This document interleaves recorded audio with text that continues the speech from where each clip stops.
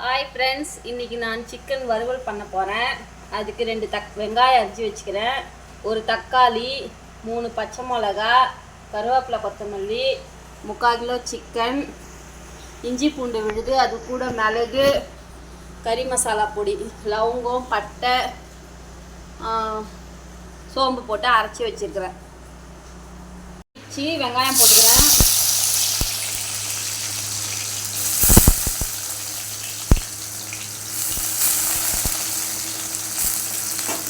வெங்காயத்தை வதக்கின உடனே தக்காளி போடணும்.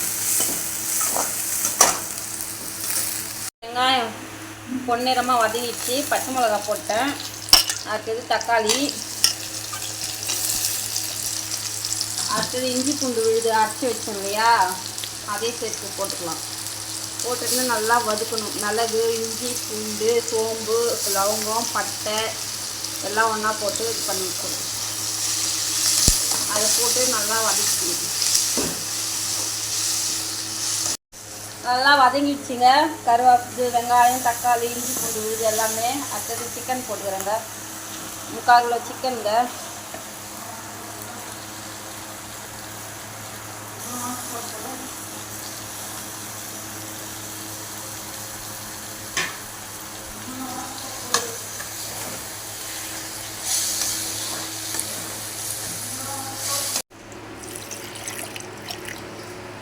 அடுத்தது மிக்ஸி கழுவின தண்ணிங்க, அதை கொஞ்சம் ஊற்றிக்கிறேன்.